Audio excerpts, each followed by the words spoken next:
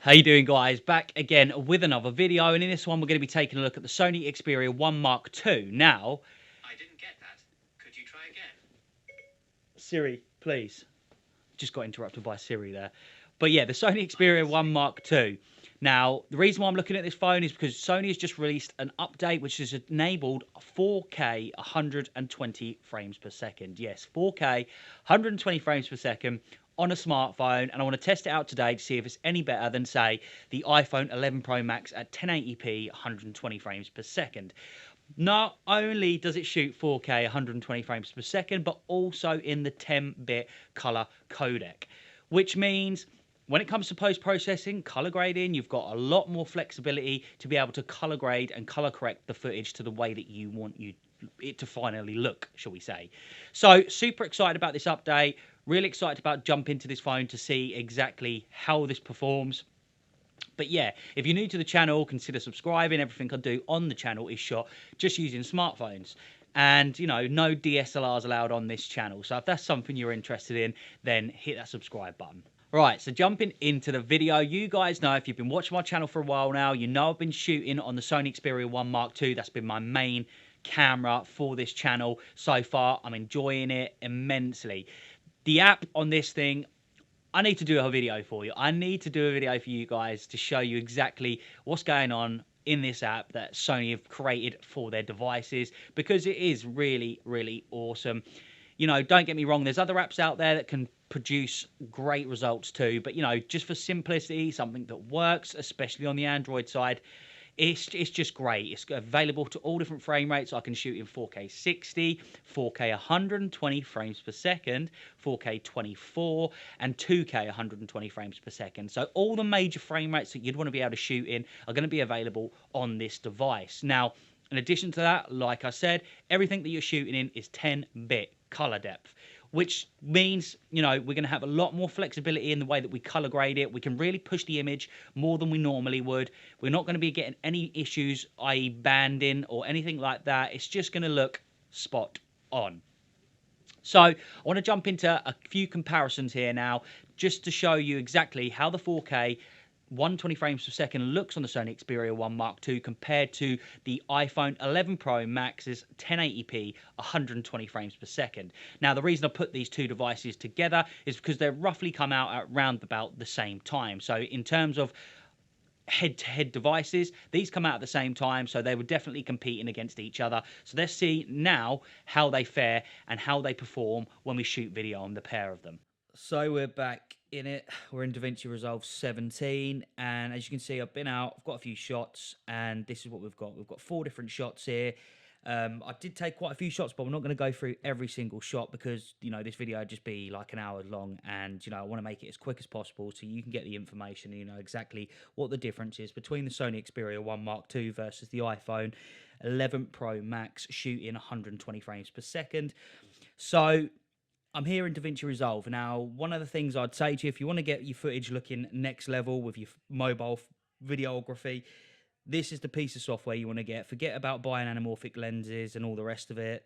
Get this piece of software. Get DaVinci Resolve. You can download it for free, so get the free version, try it out, and you'll soon see that this is what's going to take your footage from looking like smartphone footage to like professional camera footage. It's just going to look amazing. So this is what I would highly recommend that you go out and you get straight away.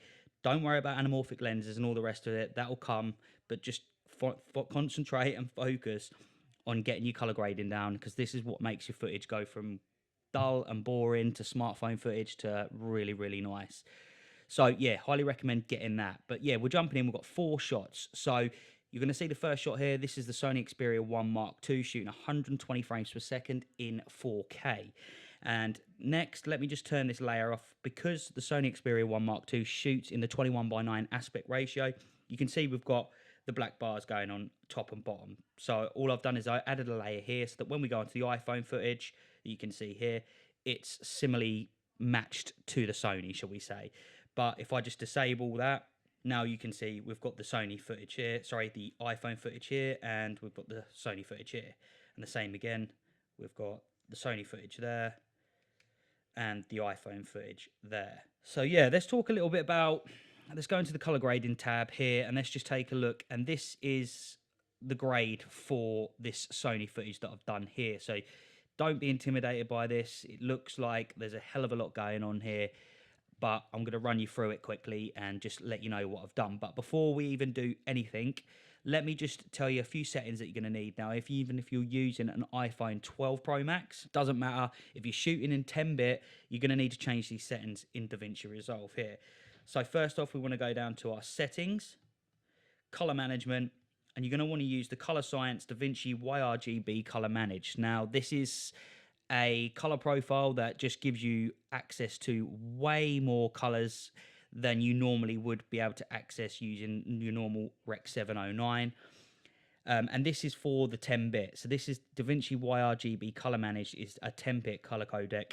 And the Resolve color management process is what we want, is DaVinci wide gamut. Okay, we don't want to be editing in Rec 709.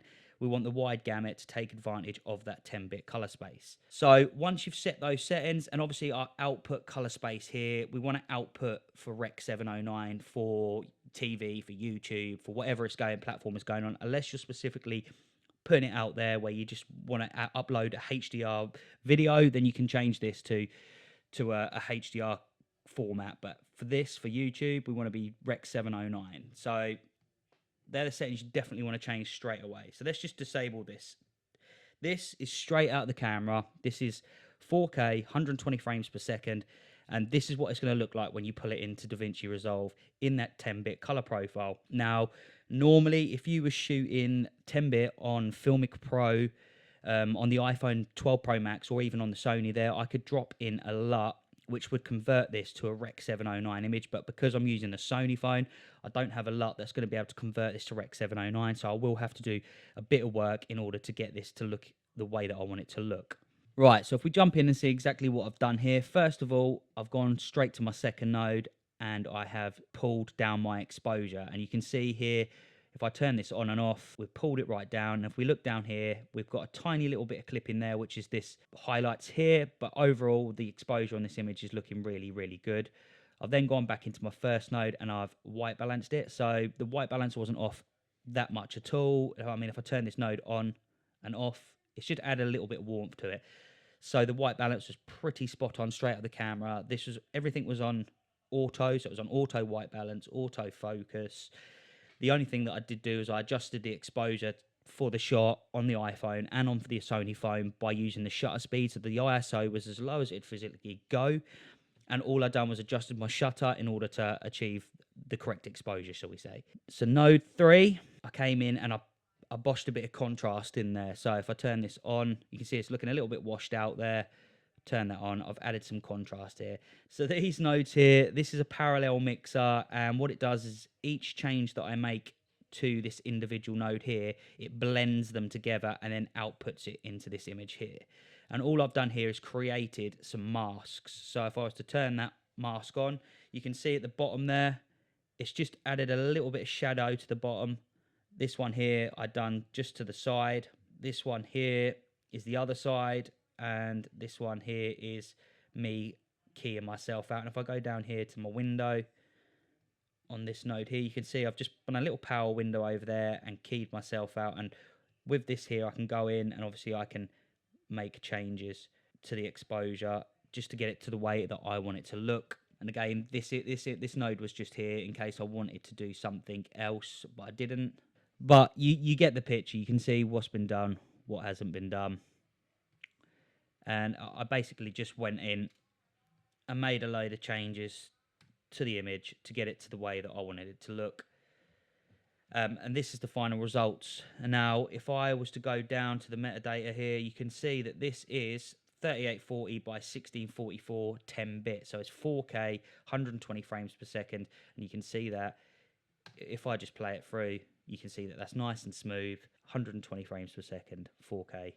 Now let's jump over to the iPhone shot. So here you can see the iPhone shot again, and again, exactly the same node tree as what I used for the other shot.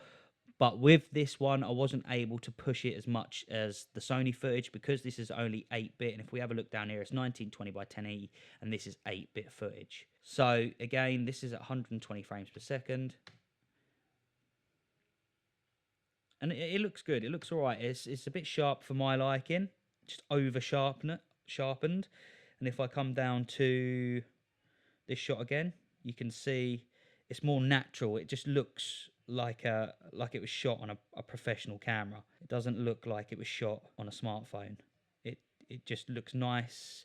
It's not overly sharp. And if we go back to the iPhone footage again, there you can see there that just overly sharp. So next up, we've got this shot just of some scooters that I saw in town. So I thought I'd grab a couple of shots, and we've got the same shot on the iPhone. So Sony phone, iPhone, Sony, iPhone. Now, if I go back to the Sony footage and we zoom in on this, so let me just get rid of this. I just want to make this a bit bigger so you guys can see exactly what's going on here. Right, so if we zoom in, and I'm going to go in 200% and just focus on this text here, okay? Now, if we go back in to the iPhone shot, and the same there, I don't know if you can see, but the Sony is considerably sharper than what this iPhone footage is. It's just night and day. I'm going to try and zoom in a bit more. Let's go in 300%. So 300% here, and you can see the footage here. If I go back to the Sony footage, we can see it here. I mean, this is at 300%. You're never going to zoom in this much, but you can just see how much more detail we're getting in the Sony compared to the iPhone. It looks a lot nicer, a lot cleaner. So next shot, let's just come out of this. I like this shot. It's a shame because if I play it back, you're going to see it was so flickery. It's just so flickery. So I just done this as a static shot basically, just so you could see. And let me just pull up my node tree here. And again, you can see this is the nodes that I've gone and I've keyed. If I click on this, click Shift H, you can see I've keyed the gold watch out there just to give it a bit of pop. So if I turn all of these off, you can see that's the image that we started off with, and then that's the image we ended up with after giving it a bit of pop, keying out the watch itself, adding some power windows and all the rest of it just to get it to the way that I wanted it. And this is the iPhone footage again, the same. I keyed it out. It's the same node tree. I just copied and pasted the grade over. I had to do some minor adjustments for white balance issues and stuff like that, but this is again what we've come. And I think both shots here look really, really nice. I still prefer the Sony shot, but overall I think they both look great. Next shot, it's just in town. It's one of these hot dog stands that I saw. Again, that's the Sony, that's the iPhone, Sony, iPhone. So with this shot here, let's just zoom in on this one again as well. Let's go in 300% on this one, 300%. And you can see, I can actually see the bloke inside here. If I go up, you can see the Hot Sausage and Co. And if I swap over to the iPhone, I mean, just take a look at this brickwork here. Look. You can see how mushy and horrible it is. And this is in good lighting condition in the daylight. And if I zoom in here, if it will let me, see the brickwork here. Let's go back to the iPhone. It's really mushy. And there's also a lot of noise in this window here that you can see. There's a lot of noise there where it's just fairly clean. Just remember, we're in at sort of 300% here, so this is a big jump. Right, so let's go to the next shot now, because I want to try and burn through this quick. I don't want it to be too long. We're already like 14 minutes in, so it's getting too long. But let's just take a look at this shot. Sony Xperia 1 Mark II, 120 frames per second, 4K. Let's play it. Look at that. Lovely. Looks good. I've got a nice bit of shallow depth of field here. I've got the tree nicely centered here. And also, look at the stabilization on that. It's handheld, no external accessories, no gimbals, anything like that, just handheld. This is the iPhone playing through now. And you can see it's just not as smooth and as stable as that Sony footage. And also, you can see here, it's ridiculously sharp, too sharp, and it does look, when it's that sharp, it just looks like cheap smartphone footage. It's harder to take away the sharpening on this than it is to add sharpening. So if I wanted to go into the Sony image here and I thought, well, that's looking a bit soft, let's just sharpen it up. Let's go in, take our blur, pull it down, and you can see I can sharpen it up.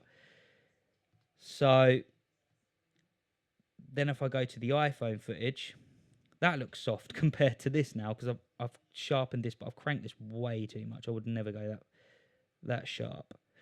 Maybe 44 around there. that's as sharp as I want it to go. But if we go to the iPhone footage here now, you can see this is ridiculously sharp.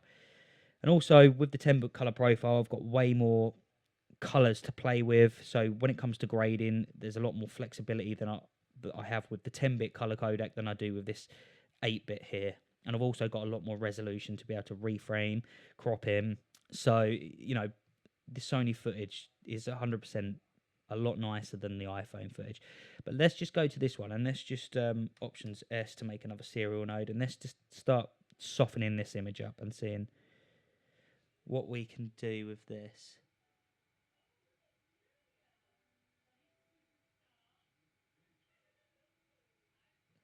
And that's probably around there, I'd say, as soft as I'd want to take it without it to just the whole image going blurry. But now I'm sort of losing detail on the tree trunk here. So, you know, trying to take out the sharpening from the iPhone footage to make it a little bit more softer is a lot harder and would take a lot more work to get it to even look similar to what the Sony does in terms of the detail and sharpness. So, you know, I think the Sony, you know, overall is way better. But let me know down in the comments section what your thoughts are on the Sony footage compared to the iPhone footage. Again, these are just simple shots. I've not gone out and done anything crazy. Just a few simple shots that we've gone here and done. So nothing, you know, groundbreaking. But I just wanted to put a quick video together here to show you what the 4K 120 frames per second looks like on the Sony Xperia 1 Mark II. So yeah, hope you enjoyed. So there you go, guys. That was the Sony Xperia 1 Mark II shooting 4K 120 frames per second. Mwah, lovely. Don't forget to like, don't forget to subscribe to the channel. Hope you enjoyed the video. Thanks for staying all the way to the end, and I will see you guys in the next one. Take care. Peace.